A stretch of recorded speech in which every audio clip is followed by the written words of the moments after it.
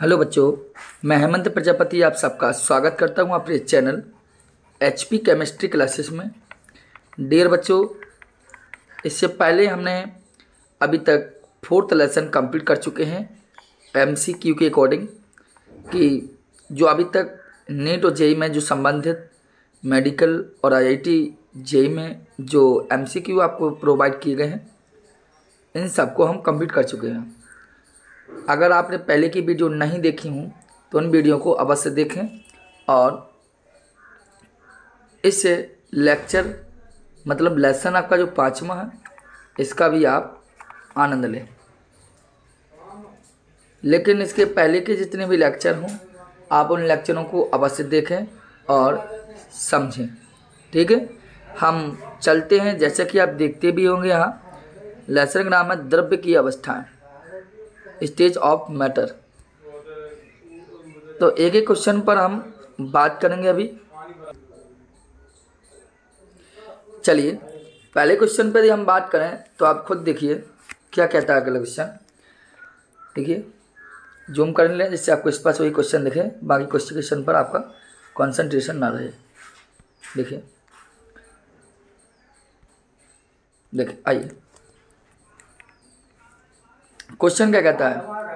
यदि P, B, M और T और R, मतलब क्वेश्चन में दिया है कि P दिया है, क्वेश्चन में B volume, M molecular weight, T temperature and R रेडवर्ट नितांक गैसीय नितांक। देखो आप लिखा भी है गैसीय स्थिरांक। तो आदर्श गैस के लिए घनत्व समीकरण बताइए। तो इन सभी के लिए आपको आदर्श गैस का समीकरण बताना है, लेकिन घनत्व के अकॉर्डिंग। तो आपको पता है आइडियल इक्वेशन होती क्या है, वो होती है आप जानते हो कि पी वी बराबर एन आर टी। ये आइडियल सॉल्यूशन के लिए समीकरण होता है। अब हम क्या करें, पी वही रखे रहें, बी आपका ही होगा, एन की जगह पर आप जानते हैं W बटे एम, हम मतलब मोलों की संख्या वाला फॉर्मूला खोल दिया, R और T लिखा, M यहाँ ले गए, B यहाँ लाए, अर्थात P जहाँ की था, W जहाँ की था, इससे यहाँ पर B यहाँ ले गए। आपको क्या एक मिनट रुकना, P की M ले गए B की जगह पर, तो ये P M बराबर W बटे क्या हो जाएगा V और RT। आपको पता है पदार्थ की मात्रा या पदार्थ का द्रव्यमान और पदार्थ की आयतन को बोलते हैं हम घनत्व। तो यहाँ लिख लेंगे P M equal to W बटे B क्या हो जाएगा घनत्व अर्थात D और इंटू RT।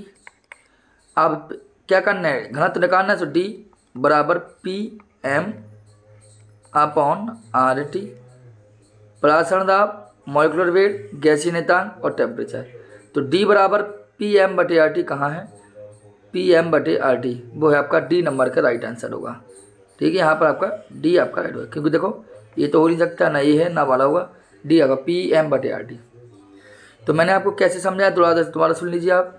पी वी बराबर एन आई टी क्वेश्चन होता ही है, आदर्श गैस समीकरण है आपका। एन के लिए फॉर्मूला खोल दिया मोलों की संख्या का, W बटे एम, आर टी हो गया। एम आप यहाँ ले गए, पी एम बराबर होगा W बटे बी और आर टी हो गया। तो पी एम W बटे बी मतलब पदार्थ का द्रव्यमान और आयतन हो जाए घनत्व अर्थात D इंटू आर टी। अब D अलग कर लिया हमने इधर से और पी एम आर टी कर लिया। तो इस प्रकार आपका पी एम घनत्व बराबर परासरण दाब, मॉलिक्यूलर वेट, गैसीय स्थिरांक एंड टेम्परेचर।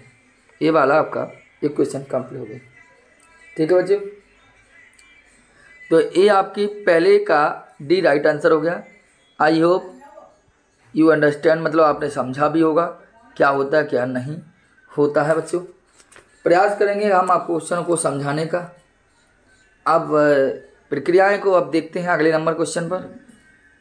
देखिए अगर हम दूसरे नंबर क्वेश्चन में बात करें डियर, तो आप देखिए समान दाब पर मतलब एटॉमिक प्रेशर जो है, एटमॉस्फेयर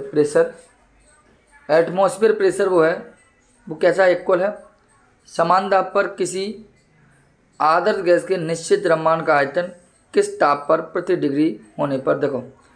देखो यहाँ समान दाब है, जब प्रेशर समान हो जाए अर्थात समान दाब हो जाए। और प्रेशर समान का मतलब है दाब कांस्टेंट हो गया, और दाब जब कांस्टेंट हो जाता है इसका मतलब है ये चार्ल्स के नियम की बात कर रहा है। समझ में आई?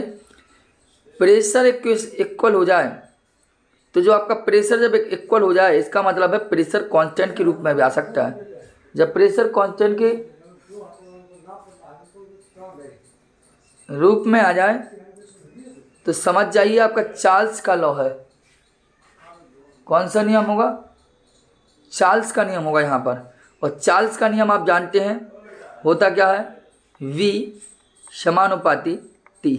मतलब किसी गैस की निश्चित मात्रा का जो आयतन B है वो परम ताप T के समानुपाती होता है, यह होता है। तो यहाँ पर सीधी सीधी बात है आपके, जो क्वेश्चन कहता है क्या है कि समान दाब पर किसी आदर्श गैस के निश्चित द्रव्यमान का आयतन किस ताप पर प्रति डिग्री वृद्धि होने पर कुछ अंश बढ़ जाता है। तो भाई ये सर बढ़ेगा तो कुछ अंश बढ़ेगा ए नंबर का। समझ में आई? बोलो बाकी वाली लाल की जय। आपको फीलिंग सही आई होगी और समझ में भी आ रहा होगा, क्योंकि समान प्रेशर हो जाए तो आप समझना कांस्टेंट हो जाएगा आपका प्रेशर। जब प्रेशर कांस्टेंट हो जाता है तो चार्ल्स का लॉ लगता है, और चार्ल्स का लॉ हो तो आपका आयतन ताप के समानुपाती होता है। ठीक है, तो इस स्थिति में अगर कोई भी वृद्धि होगी प्रति डिग्री तो 1 डिग्री में मतलब थोड़ा सी प्रति मतलब 1 मिनट में या किसी में होगा तो कम समथिंग आपके 0 डिग्री सेल्सियस की वृद्धि होगी। सर वीडियो को ज़्यादा से ज़्यादा शेयर करें प्लीज़, बार बार हाथ जोड़ के विनती है आपसे, और समझने का प्रयास कीजिए। चलिए 3rd नंबर के हम क्वेश्चन पर बात करते हैं। बस 1 मिनट रुकिए। आइए बच्चों अगले क्वेश्चन में बात करें 30 नंबर में। निम्न में से सही गैस समीकरण कौन सा है? अरे सबसे सिंपल क्वेश्चन है ये, क्योंकि आपको पता होना चाहिए। आपने 5वें लेसन में पढ़ा है PV बटे T इक्वल टू कॉन्स्टेंट अर्थात के, और यदि भिन्न भिन्न टेम्परेचर के लिए तो सूत्र बन सकता है P1 V1 बटे T1 बराबर P2 V2 बटे T2। P1 V1 बटे T1 equal to P2 V2 बटे T2 होगा। गैस समीकरण हो सकता है, तो आप दिमाग लगा लीजिए। यहाँ पर अगर T1 के अकॉर्डिंग निकालेंगे, T1 बाई T2 निकालेंगे तो आपका B राइट आंसर होगा आपका। ठीक है, यहाँ B आपका राइट आंसर होगा, क्योंकि फॉर्मूला आपका होता है PV बटे T इक्वल टू के। तो यहाँ पर अलग अलग टेम्परेचर लेंगे, यहाँ पर P1 हो जाएगा, B1 हो जाएगा, T1 हो जाएगा। दूसरा टेम्परेचर है तो P2 हो जाएगा, B2 हो जाएगा एंड T2 हो जाएगा। तो अगर T1 बटे T2 के रूप में लेंगे तो आप खुद समझदार हो, जी हाँ आ जाएगा और जी हाँ चला जाएगा, क्या चिगड़ा हो जाएगा इन दोनों का, जी इधर आ जाएगा जी जाएगा। तो आपका कौन सा राइट आंसर होगा? B नंबर का राइट आंसर होगा। ठीक है, ठीक है, समझ में आ गया? एक तीसरा कंप्लीट हुआ आपका क्वेश्चन। अब हम बात करते हैं 4थे नंबर क्वेश्चन का। देखिए 4था नंबर क्वेश्चन सिंपल सा है। गैस अणु का वर्ग माध्य मूल वेग निम्न में किसके समानुपाती होता है? अरे सर जी सब सिंपल है यार, m की पावर -1/2 का होता है। m की पावर -1/2 के किसी गैस का वर्ग माध्य मूल URMS जो होता है वो m की पावर -1/2 के अकॉर्डिंग होता है। ठीक है, चौथे का C राइट आंसर हो जाएगा आपका। ठीक है, ये चौथा क्वेश्चन 4 कंप्लीट हो गए होंगे आपको। 4 कंप्लीट हो गए तो ये अच्छे समझ में आए हों तो ताली बजा दीजिए, एक बार कमेंट बॉक्स में कमेंट कर दीजिए। ठीक है, चलिए क्वेश्चन कहता है परम शून्य ताप वह ताप है, परम शून्य ताप वह ताप है, कौन सा ताप है? जिस पर सभी आणविक गति खत्म हो जाती है और जिस पर द्रव्यत हीलियम उबलता है गलत, ईथर उबलता है गलत, उपरोक्त सभी तो जब ये दो नहीं हो सकते तो सभी तो होगी नहीं।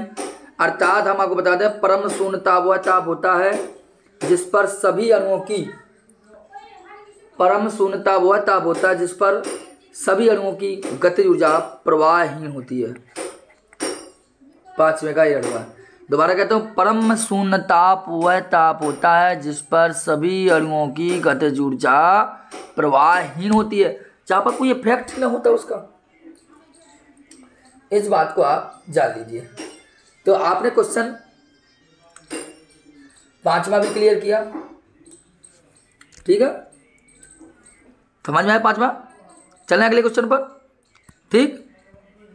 आइए 6वें नंबर के क्वेश्चन पर देखिए, पढ़ लीजिए, विकल्प आप देखता हूं।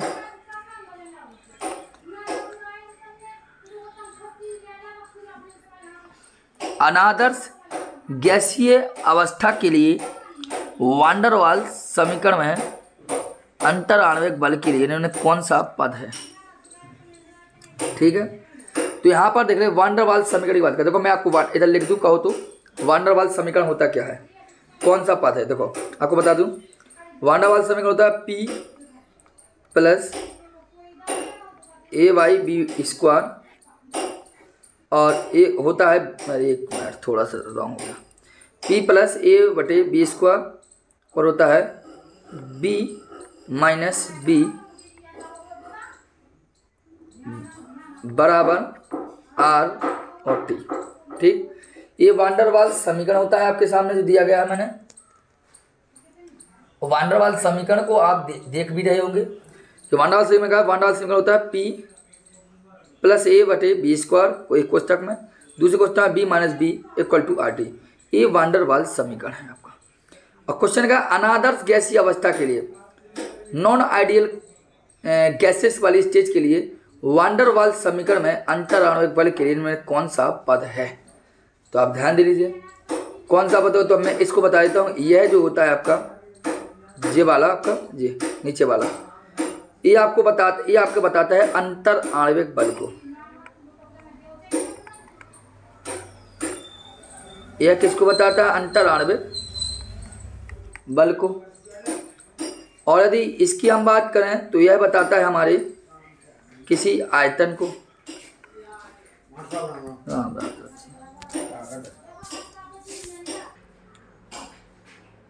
चलिए बच्चों, हम बात करते 6 नंबर के क्वेश्चन पर। और 6 नंबर के क्वेश्चन में आपको क्वेश्चन हो जाता है non ideal gases van der Waals समीकरण में अंतराणविक इंटरमॉलिक्यूलर फोर्स के लिए कौन सा पद सही होगा। तो मैंने आपको ये बताया था कि जो वान डेर वाल्स इक्वेशन होती है वो क्या होती है, वो होती है P प्लस A/B² और B माइनस V ये कोष्टक में इक्वल टू होगा RT।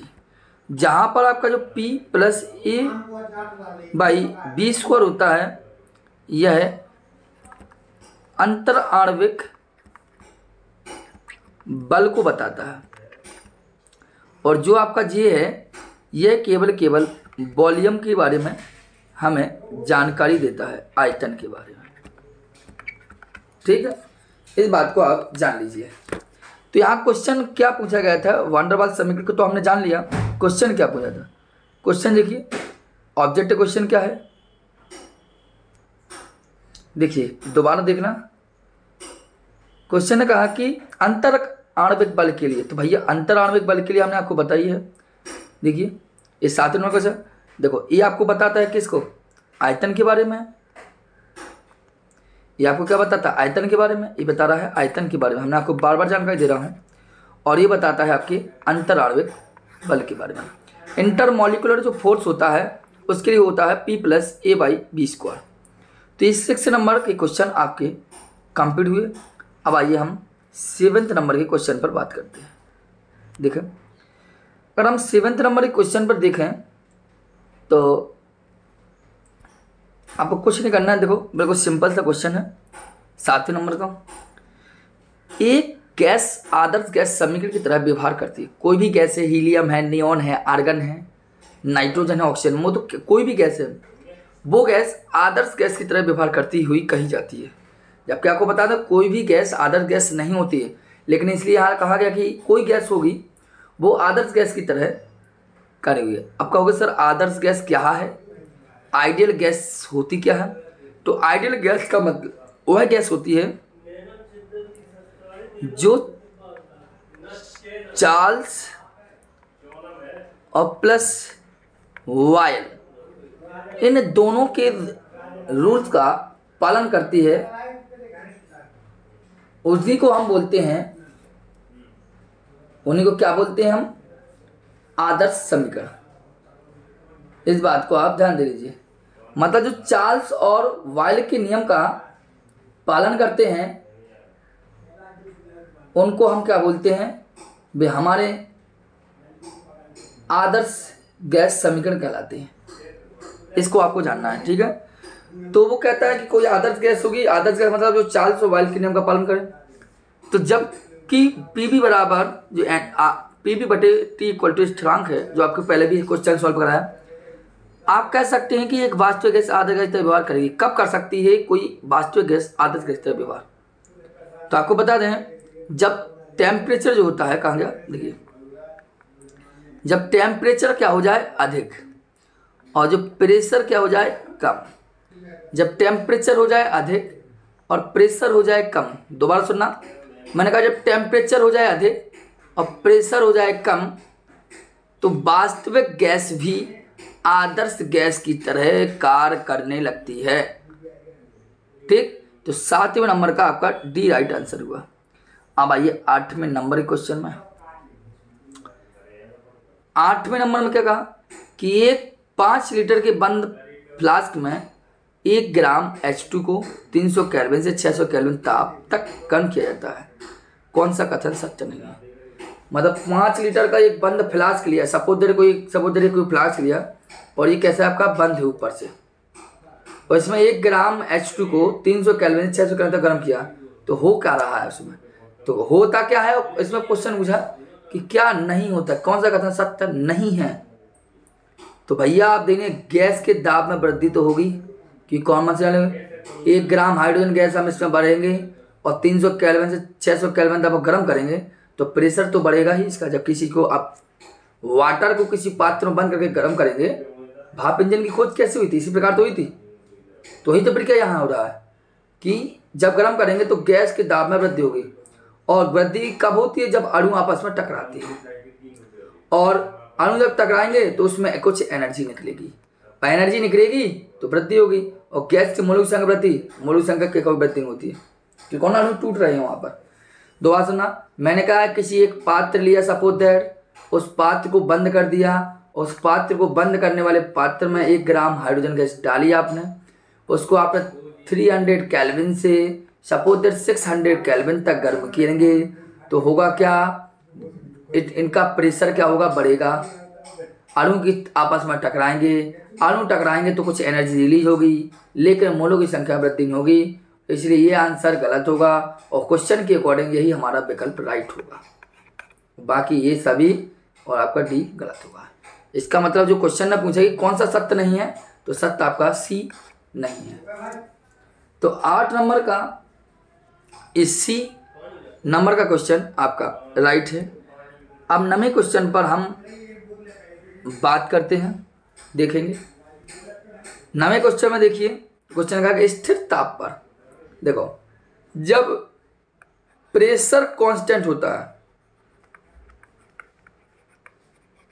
जब प्रेशर कांस्टेंट होता है, और इसी प्रकार जब टेम्परेचर कांस्टेंट होता है,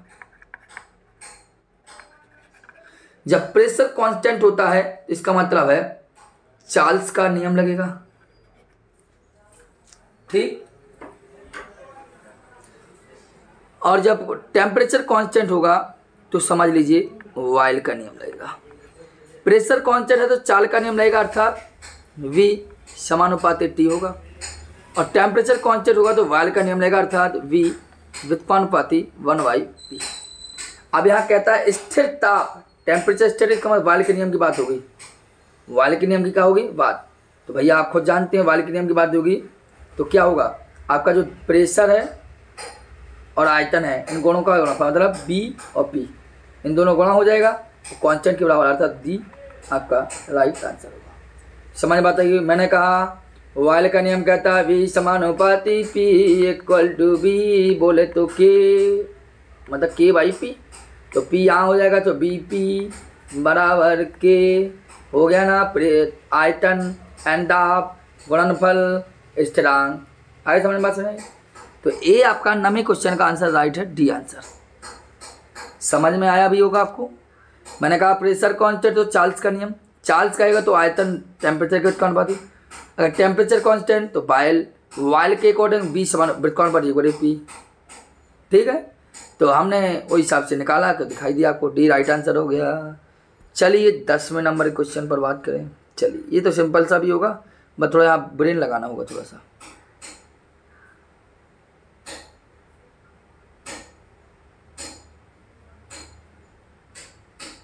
चलिए जिस जगह निकला ये मतलब ये है, देखो 1991 में आया था क्वेश्चन। दी गई गैसों में H2N2 तथा HBr के लिए मानक ताप बदाब मतलब स्टैंडर्ड टेम्परेचर एंड प्रेशर पर वर्ग माध्य मूल क्या होगा? रूट मीन स्क्वायर का गतिक्रम। तो ध्यान देना, ये तो ध्यान, वर्ग माध्य मूल निकालना है आपका, वर्ग माध्य मूल यह व्युत्क्रमानुपाती होगा 1/m का।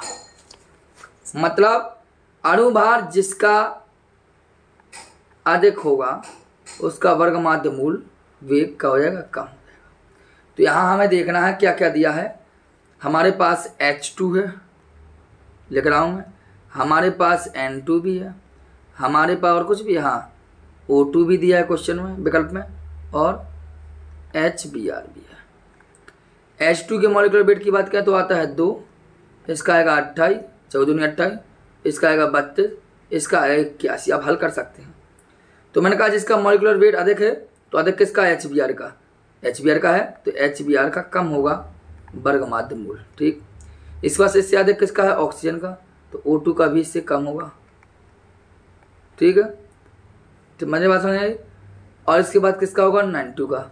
इसके बाद सबसे कम होगा, सबसे अधिक वर्ग माध्य मूल होगा हाइड्रोजन का। क्यों? क्योंकि इसका अणुभार सबसे कम है। जिसका अणुभार सबसे कम उसका वर्ग माध्य मूल अधिक। तो अणुभार किसका सबसे अधिक? सब देखो कहाँ दिखाओ जी, आपका बी राइट आंसर होगा। क्योंकि H2 का अणुभार देखो 2 है, इसका देखें तो 14 28 है, इसका देखें तो 32 है, इसका देखें तो 81 है। तो भैया जिसका अणुभार सबसे कम उसी का वर्ग माध्य मूल अधिक होगा, तो बी राइट आंसर होगा यहाँ पर। आइए नेक्स्ट क्वेश्चन पर हम बात करते हैं 10वें नंबर पे क्वेश्चन पर। छोटा कर लें, क्वेश्चन आपको दिखाई दें, ये है आपके क्वेश्चन, ये रखे हैं क्वेश्चन सर जी। 11वें नंबर क्वेश्चन में देखिए, एक बंद फ्लास्क में 0 डिग्री सेल्सियस पर जल की तीनों अवस्थाएं ठोस, द्रव व गैस उपस्थित है 0 डिग्री सेल्सियस पर। इस अवस्था में जल के अणु की औसत गति ऊर्जा क्या होगी? तो गलिकाओं के वाष्पीय अवस्था में सबसे अधिक होगी। ध्यान देना, मतलब आपके पास कोई जल तीनों अवस्था में होता है, लेकिन वाष्पीय अवस्था में इसकी गतिज ऊर्जा सबसे अधिक। अगर वो वाष्पित है, वेपर में है, वाष्प के रूप में है, तो है सबसे ज़्यादा क्या होगा आपका? तो उस समय वाष्पीय अवस्था में सबसे अधिक होता है। ठीक है, 12वें नंबर के क्वेश्चन पर हम चलते हैं। आदर्श गैस के लिए कौन सा कथन सत्य नहीं है? मैंने पहले तो एक क्वेश्चन बताया था आदर्श गैस के लिए। अगर वास्तविक गैस को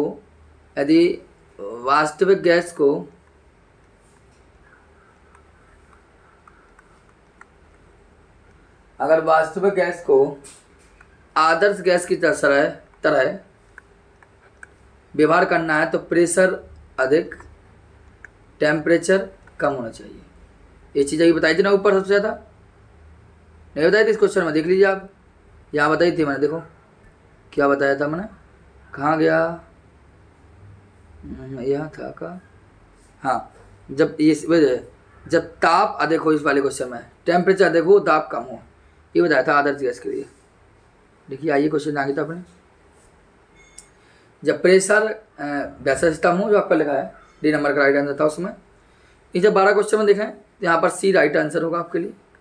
मतलब आदर्श गैस की कौन सा कथन सत्य नहीं है? तो भैया सत्य तो आपका यह है, ऐसे कभी द्रव में नहीं बदल सकता, आदर्श गैस को कभी द्रव में बदल सकता, अणु के बीच आकर्षण बल नहीं होगा, नहीं होगा मतलब, और इस आप देखिए समानुपाती होता है, तो ये आपका ये नहीं होता। क्वेश्चन के अकॉर्डिंग राइट आंसर आपका सी नंबर का होगा। ठीक है, आइए 13 नंबर क्वेश्चन पर। ये सिंपल सा क्वेश्चन है आपका।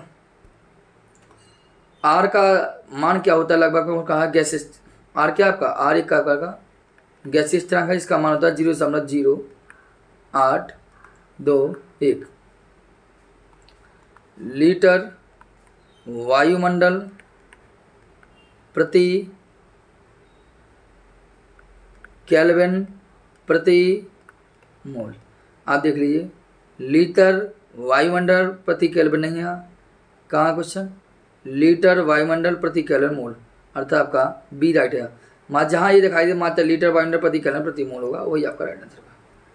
ठीक है, 14 नंबर क्वेश्चन में आ जाइए आप। 20 क्वेश्चन कराएंगे हम समथिंग, आपको हो भी जाएंगे, जल्दी हो जाएंगे, कोई दिक्कत नहीं है। आदर्श गैस द्रवित नहीं हो सकती। आदर्श गैस द्रव के रूप में क्यों नहीं बदल सकती, उनका कहना है। जो आइडियल गैस होगी उसको लिक्विड फॉर्म में हम क्यों नहीं बदल सकते हैं, उसका रीजन पूछा है। तो उसका रीजन है कि अणुओं के बीच का कार्यकारी बल 0 के बराबर होता है। ठीक है, आदर्श गैस को द्रव में नहीं बदल सकते, उसका रीजन है अणुओं के बीच का जो कार्यकारी बल होगा, अर्थात जो वर्क कर रहा है, फोर्स का वर्क कर रहा है, वह आपका 0 के बराबर होगा। 14 का नंबर क्वेश्चन राइट हो गया आपका, हो गया नहीं हुआ, क्योंकि आदर्श गैस में अंतर आणविक आकर्षण बल, आदर्श गैस में इंटर मॉलिक्यूलर फोर्स 0 होता है या नगण्य होता है, इसलिए द्रवित नहीं हो सकता। दोबारा कहता हूँ, आदर्श गैस में इंटरमॉलिक्यूलर फोर्स अंतर आणविक बल 0 होता है, अर्थात नगण्य होता है, इसलिए नहीं बदल सकता। और इसके बारे में जानकारी दी, डी नंबर का राइट आंसर। 15 नंबर क्वेश्चन में आइए आप, देखिए 15 नंबर क्वेश्चन क्या कहता है आपको। देखियो 15 नंबर क्वेश्चन कहता है आपको कि गैस समीकरण दिया है, वो कहते हैं हमने थी ये गैस समीकरण दिया है, बोले हमने पी बराबर nRT। देखो आप जानते हैं कि P यहाँ पर आपका प्रेशर होता है, दाब, और B आपका आयतन, N आपके मोलों की संख्या, R गैसीय नियतांक, T टेम्परेचर अर्थात ताप होता है। तो गैस समीकरण P बराबर nRT के लिए सही कथन चुनिए। क्या होता है, N गैस की अणु की संख्या, यस है, क्यों नहीं है, यही तो कहला सही हो गया। B एक मोल गैस का आयतन है, नहीं है जी, देखो ना थोड़ा N गैस के, अभी थोड़ा कौन सा सही कथन चुने। यहाँ तो देखने में तो लगते हैं सभी कथन सही है, लेकिन सबसे अच्छा कथन देखता हूँ। N गैस की अणु संख्या है कि B एक मोल का गैस का आयतन है, कि गैस के N मोल का आयतन B है, यही आपका राइट समझ में आ रहा है। मतलब इन दो विकल्पों की बात आपके C में दी गई है। हम मानते हैं कि N गैस के अणुओं की संख्या है, ठीक, हम मानते हैं कि B एक मोल गैस का आयतन है, लेकिन इन दोनों को सारांश सबसे राइट दिया है आपके C नंबर में। गैस के N मोल का आयतन B होता है, यही आपका आंसर सबसे राइट होगा। ठीक है, 15 क्वेश्चन सही हो गए आपके। अब आइए 16वें नंबर क्वेश्चन में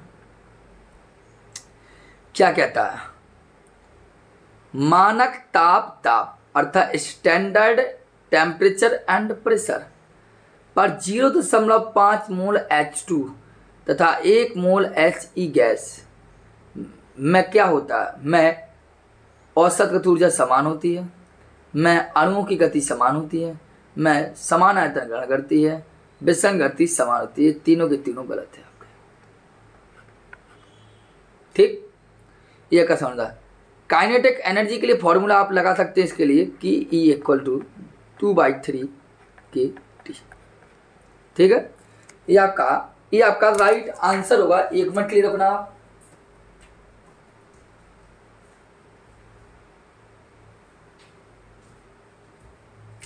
चलिए देख लिया अच्छा आपने, अच्छे से हो गया ना। 16 नंबर कंप्लीट हो गए, बोलो बाकी बारी लाल की जय। आइए अगले क्वेश्चन पर हम बात करते हैं। 17 नंबर क्वेश्चन, किस स्थिति में आदर्श गैस का शुद्ध नमूना न केवल एक एटमॉस्फेयर दाब उत्पन्न करता है बल्कि 1 मोल प्रति लीटर सांद्रता भी उत्पन्न करता है। किस स्थिति में आदर्श गैस का शुद्ध नमूना न केवल 1 एटमॉस्फेयर दाब उत्पन्न करता है बल्कि 1 मोल प्रति लीटर सांद्रता भी उत्पन्न करता है? कौन सा ऐसा राइट यहाँ पर होगा? STP पर होगा ये काम कि किस पर होगा? यहाँ ये क्वेश्चन पूछा, यहाँ किस चीज़ पर होगा ये? तो मैं कहता हूँ जब टेम्परेचर आपका, देखो थोड़ा सा हमें इनको हल करना सीखना होगा, थोड़ा देखना एक मिनट, इसको हल कर सकता हूँ यहाँ तक। देखो किस स्थिति में आदर्श गैस का शुद्ध नमूना न केवल 1 एटमॉस्फेयर, अर्थात 1 एटमॉस्फेयर मतलब है प्रेशर तो दिया है आपको 1, बल्कि 1 मोल प्रति लीटर सांद्रता भी उत्पन्न करता है। तो सांद्रता उत्पन्न करता है किस पर उत्पन्न करता है? सांद्रता 1 मोल प्रति, मतलब सांद्रता कहलाती है C। अच्छा, तो फॉर्मूला लगाते हैं, PV बराबर NHT होती है और P बराबर हो जाएगा N/BST और P बराबर हो जाएगा CST। N/B P का मान दिया है 1, C का मान दिया है 1 और इसका मान 0.0821 पॉइंट हो गया T। टेम्परेचर निकाल लीजिए, सबको ऊपर रख लीजिए, 1/0.0821। जब इसको हल करेंगे तो 12 केल्विन आपका आंसर, अर्थात C आपका राइट आंसर होगा। ठीक है, दोबारा आपको नहीं समझ में दोबारा बता देता हूँ। मैंने कहा कि जो मुझे ही पहले समझ में नहीं आया सवाल पूछ क्या रहा, फिर मैंने दम लगाया। आप भी प्रेशर मस्तिष्क को साले को वो कर दीजिए जिससे आनंद आ जाए। ठीक, क्या कहता है? 1 एटमॉस्फेयर अर्थात प्रेशर दिया 1 एटमॉस्फेयर, P बराबर 1 और कॉन्सेंट्रेशन दिया गया C बराबर भी 1। अब लगाइए तो P बराबर लगा दी CST, P दिया 1 चाहिए इक्वल C का मान भी 1 इंटू 0.0821 और T आपको निकालना ही है, तो 1/0.0821। इसको हल करेंगे तो लगभग में 12 केल्विन आ जाएगा। यही आपका C राइट आंसर होगा। ठीक है, फॉर्मूला लगा के आप हल कर सकते हैं, कोई दिक्कत नहीं ना। चलिए आगे चलते हैं। 70 नंबर आपका राइट आंसर हो गया। दिक्कत भी नहीं होना चाहिए आपको।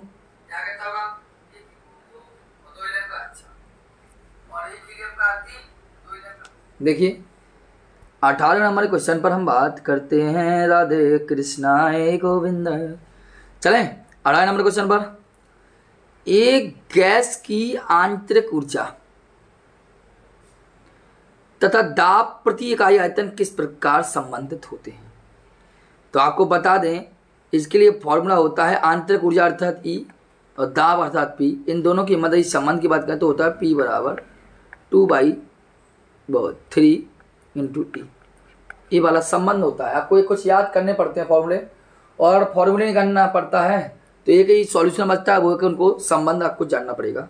और वो आप कहें तो हम व्हाइट बोर्ड पर आपको समझाएंगे, क्योंकि यहाँ पर पॉसिबल नहीं है। क्योंकि आप देखते हैं कि इसके बाद से यहाँ से जहाँ मैं लिख रहा हूँ, बार बार कह रहा हूँ, यहाँ से आगे नहीं जा पाता है। ठीक है, बस लेकिन आपका सहयोग रहा तो भविष्य में कुछ अच्छा भी हो सकता है, क्योंकि बात है केवल सहयोग की। इसलिए आपसे बार बार विनती है कि आप सहयोग अवश्य करते रहिए, इससे काम बन सके। इस चीज़ को आप मोस्ट इम्पोर्टेंट मान लीजिए, बार बार कहूँगा। 19 नंबर को ये आपका क्वेश्चन बहुत ज़्यादा इंपॉर्टेंट होगा कि सर्वाधिक प्रायिक गति, औसत गति और वर्ग माध्य मूल URMS, इनके लिए संबंध होता है वो आप मैं यहाँ लिख रहा हूँ, और फिर विकल्प जो होगा वही लिख लेना आप। √2 प्रायिक गति में अनुपात √8/π अनुपात √3। प्रायिक गति में √2 होता है, औसत गति में √8/π एंड वर्गमाध्य गति में √3 होता है। अर्थात देखा जाए टोटल डी आपका आंसर स्पष्ट दिखाई दे रहा है। ठीक है, तो 19 नंबर क्वेश्चन क्लियर हो गया। चलिए लास्ट क्वेश्चन पर हम बात कर ले रहे हैं, फिर इसके बाद यही लेक्चर रोकते हैं और नेक्स्ट लेक्चर होगा उसमें ये लेक्चर ख़त्म कर देंगे। ठीक है, क्या लगा? किसी गैस के व्यवहार में आदर्श गैस समीकरण PV बराबर nRT से अधिक विचलन कब होता है? दोबारा सुनना, क्वेश्चन क्या कहता है, किसी गैस के व्यवहार में आदर्श गैस समीकरण से अधिक विचलन कब होता है? अरे भैया विचलन तब होगा जब टेम्परेचर जो है वो आपका कम हो जाए और प्रेशर अधिक हो जाए। टेम्परेचर कम हो जाए और प्रेशर अधिक हो जाए। टेम्परेचर कम हो जाए और प्रेशर अधिक हो जाए। जब ये प्रक्रिया हो जाएगी तो आपका जो क्वेश्चन है पूछा है विचलन प्रारंभ हो जाएगा। तो आप देखते हैं आपने 20 क्वेश्चन किए हैं, किए कि नहीं किए बच्चे बताइए। आपने अभी इस द्रव की अवस्थाएं वाले लेसन में 20 क्वेश्चन कर लिए हैं। आपको 20 में से आपने कितने अपने अकॉर्डिंग किए हैं तो हमें वो हाँ लिख के देंगे आप कमेंट बॉक्स में। और लेक्चर आपको कैसा लगा, अच्छा लगा हो तो जो हर टीचर चाहता है वो मैं भी चाहूँगा सर, तो प्रयास ये करें कि उस लेक्चर को सही दिशा को दिखाइए। आप लोगों की आवश्यकता है हमें, और आवश्यकता हमेशा रहेगी क्योंकि student power most important power है। ठीक है, ये आपका फर्स्ट लेक्चर था द्रव की अवस्था का। अब हम नेक्स्ट टाइम पर फिर मिलते हैं, लेकिन मिलने से पहले वही बार बार बात आपसे होगी कि हो सके तो क्वेश्चनों को आगे तक अवश्य आप फैला दें या आगे तक आप कर दें। ठीक है, जिससे हमें भी अच्छा लगे और आपको भी अच्छा लगे। ठीक है बच्चों, चलिए चलते हैं। जय हिंद।